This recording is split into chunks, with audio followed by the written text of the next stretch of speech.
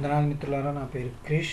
మా channel Telugu devops, Telugu AWS, Telugu linux, air thinking admin, LID Krish educational. ఈరోజు మనం అప్లికేషన్ యొక్క ప్రాసెస్ గురించి చూద్దాం. ఇది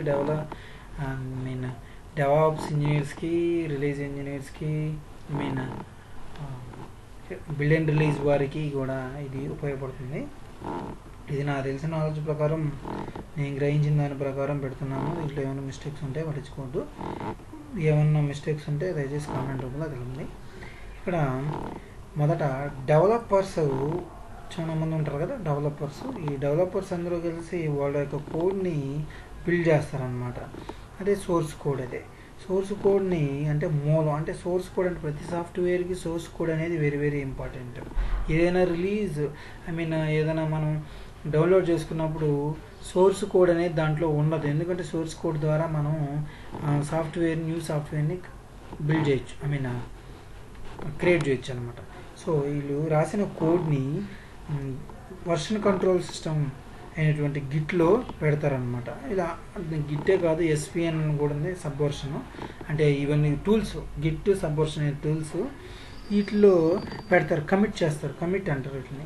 ఈ రాసిన కోడ్ని దీంట్లో కమిట్ చేస్తారు. కమిట్ చేసినప్పుడు ఈ వర్షన్ కంట్రోల్ సిస్టమ్ అనేది ప్రతిసారి కమిట్ చేసిన ప్రతిసారి ఒక వర్షన్గా తీసుకోవడం ద్వారా చేంజెస్ అనేది ఈజీగా, అంటే సులభంగా డెవలపర్కి అర్థమయ్యేటట్టు ఉంటుంది. ఇదే డెవలప్మెంట్కి ఉపయోగపడే టూల్స్ అనమాట ఇవి.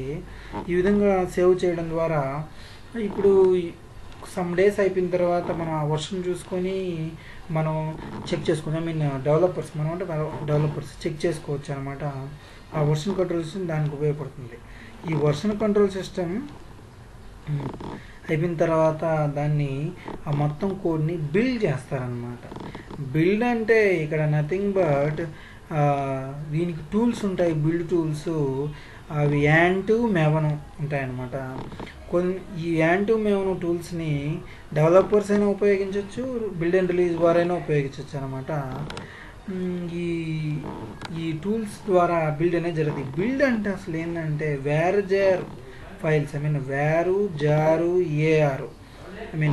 జార్ అంటే జావా ఆర్కేవ్, వేర్ అంటే వెబ్ ఆర్కేవ్, ఏఆర్ అంటే ఎంటర్ప్రైజ్ ఆర్కేవ్. ఈ ఏర్పడడం వీటిని ఆర్టిఫాక్ట్స్ అంటారు. ఈ విధంగా ఈ ఆర్టిఫాక్ట్స్ ఏర్పడడాన్నే బిల్డ్ అంటారు. ఈ బిల్డ్ అనేది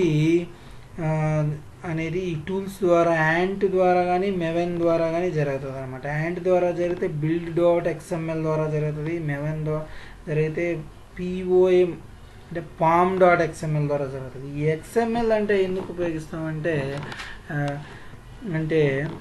ఈ different Java, .NET, C++, different లాంగ్వేజెస్లో ఉండేది అర్థం చేసుకోవడం, అండర్స్టాండ్ చేసుకోవడం కష్టం. అందువల్లే వీటిని XML ఫార్మేట్లోకి మార్చడం ద్వారా మనం సులభంగా ఈ XML ఫార్మేట్లో మార్చడం ద్వారా కంపాటబుల్ ఇష్యూస్ ఏమి ఉండవు అనమాట. ఈ జావా, .NET ఇవన్నీ XML ఫార్మేట్లోకి మారుస్తారనమాట. ఈ విధంగా వేర్జార్ ఫైల్స్, ఈ ఆర్కేవ్ ఫైల్స్ అంటే ఇక్కడ ఆర్కేవ్ అంటే జిప్ ఫైల్స్ అనమాట. ఈ డేటా అంతా జిప్ అవుతుంది. ఈ విధంగా అవడం చేసిన తర్వాత, బిల్డ్ జరిగిన తర్వాత అది QA టీమ్కి వెళ్తుంది. ఇంతకుముందు ఇక్కడ ఫంక్షనల్ టెస్టింగ్ అనేది ఉంటుంది, system testing, functional testing, system testing. ఇక్కడ QA అంటే క్వాలిటీ అష్యూరెన్స్లో ఉంటుంది అనమాట. యూనిట్ టెస్టింగ్ అని ఇంకోటి ఉంది. అది డెవలపర్స్ వాళ్ళు గిట్ కమిట్ చేస్తారని చెప్పి అక్కడ అంతా కంప్లీట్ అయిన తర్వాత వాళ్ళు లోకల్ సిస్టంలో చేసుకునేది యూనిట్ టెస్టింగ్ అనమాట. యూనిట్ టెస్టింగ్ జరుగుతుంది అక్కడ. కానీ ఇక్కడ QAలో జరిగేది ఫంక్షనల్ టెస్టింగ్ అనమాట. అంటే టెస్ట్ చేసుకుంటారు, సెలీనియము సంథింగ్ ఉంటాయి కదా, వాటిని ఉపయోగించి టెస్ట్ చేసుకుంటారు. ఈ QA జరిగిన తర్వాత పెర్ఫార్మెన్స్ మేనేజ్మెంట్. అంటే పెర్ఫార్మెన్స్ అంటే ఈ అప్లికేషన్, క్రియేట్ చేసిన అప్లికేషన్ సరిగ్గా వర్క్ చేస్తుందా లేదా, అంటే వీటిని ఎంతమంది యూజర్స్ లాగిన్ అవ్వచ్చు, దీని క్యాపబిలిటీ ఎంత, అది సరిగ్గా వర్క్ అవుతుంది లేదని పెర్ఫార్మెన్స్ టెస్టింగ్ అనమాట. ఇవన్నీ పలుమార్లు జరిగిన తర్వాత మాత్రమే UATలోకి వెళ్తాయి, యూజర్ యాక్సెప్టెన్స్ టెస్ట్లోకి వెళ్ళడం జరుగుతుందన్నమాట. ఈ యూజర్ యాక్సెప్టెన్స్ టెస్ట్లోకి వెళ్ళడం అంటే ఏం లేదు, క్లయింట్ టెస్టింగ్ అంటారు, లేకపోతే ఎండ్ యూజర్ టెస్టింగ్ అంటారు అనమాట. ఈ క్లయింట్ ఎండ్ యూజర్ టెస్టింగ్ అనేది ఏంటంటే ఎవరైతే మనకు ప్రాజెక్ట్ ఇచ్చారో వాళ్ళు టెస్ట్ చేసుకుంటారు. వాళ్ళకే కదా ముందు మనం ప్రాజెక్ట్ క్రియేట్ చేసింది, వాళ్ళు టెస్ట్ చేసుకోవడం జరుగుతుందన్నమాట. అదే యూఏటి టెస్టింగ్, యూజర్ యాక్సెప్టెన్స్ టెస్టింగ్. అంటే క్లయింట్ అంటే మనకు ముందుగానే తెలిసి ఉంటుంది క్లయింట్ ఎవరు. ఐ మీన్ మనం ఎవరైతే ప్రాజెక్ట్ ఎవరి నుంచి తీసుకొచ్చుకున్నామో వాళ్ళు అనమాట. ఆ తర్వాత ఇవన్నీ టెస్టింగ్ యూఏటి కూడా పర్ఫెక్ట్గా అయిందంటే ప్రొడక్షన్లోకి వెళ్తుంది. అదే చివరి అనమాట, అదే ఎండ్ యూజర్. అంటే ప్రొడక్షన్లోకి వెళ్ళిపోయిందంటే మనం ఫర్ ఎగ్జాంపుల్ గూగుల్ ఓపెన్ చేసామనుకోండి, గూగుల్ పేజ్ ఓపెన్ అయిందా అదే ప్రొడక్షన్. అంటే అక్కడ మనం ఏదైనా టైప్ చేస్తే సెర్చ్ ఇంజిన్ అనమాట, సెర్చ్ చేసుకోవచ్చు. ఇప్పుడు మన గూగుల్ కనిపించేది ప్రొడక్షన్, ఎగ్జాంపుల్గా చెప్తాను అనమాట. అంటే ఫైనల్ ఇప్పుడు ఎండ్ యూజర్ ఎవరైతే లాస్ట్ చివరి ఉపయోగిస్తారో ఆ ఎండ్ యూజర్ దగ్గరకు వచ్చేదే ప్రొడక్షన్ అనమాట. ఇది ఇక్కడ ఈ యూఏటి దగ్గర కానీ క్యూఏ దగ్గర కానీ దగ్గర కానీ పెర్ఫార్మెన్స్ మేనేజ్మెంట్ ఎక్కడైనా సరే ఎర్రర్ అనేది వచ్చింది అంటే టూల్స్ ఉంటాయి. జేరా అని ఈ బగ్ టూల్స్ అంటారు. ఈ బగ్ టూల్స్ ద్వారా ఎర్రర్కి బగ్ ఐడెంటిఫికేషన్ అనేది జరగదు. ఆ తర్వాత అది ఏదైనా ఎర్రర్ వస్తే మళ్ళీ డెవలపర్ దగ్గరికి వెళ్ళి, ముందు సోర్స్ కోడ్ చేసిన డెవలపరే కాబట్టి ఆ డెవలపర్ దగ్గరకు వెళ్ళి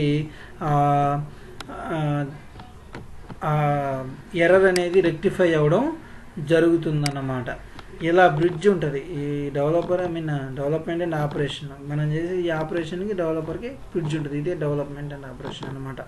ఇదే ప్రాసెస్ ఉపయోగించేది. ఇప్పుడు ఫస్ట్ మొదటి నుంచి చెప్పుకుంటే ఫస్ట్ డివ్ టీము, ఆ తర్వాత వర్షన్ కంట్రోల్ సిస్టము, ఆ తర్వాత బిల్డ్. వర్షన్ కంట్రోల్ సిస్టమ్ అంటే గిట్ అండ్ ఎస్విఎన్, నాకు తెలిసినట్టు ఇంకా చాలా ఉన్నాయి.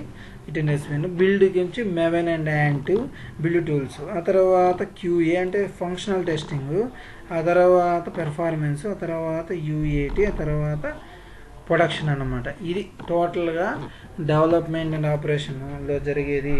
బిల్డ్ అండ్ రిలీజ్ వారు కూడా డెవలప్మెంట్ అండ్ ఆపరేషన్ నేర్చుకుని ఉన్నారు. వాళ్ళు కూడా ఇదే విధంగా ఈ దాన్ని ఫాలో అవుతారు. లాస్ట్కి వచ్చేది అప్లికేషన్, అదే ప్రొడక్షన్లో పెట్టేది అప్లికేషన్ అంట.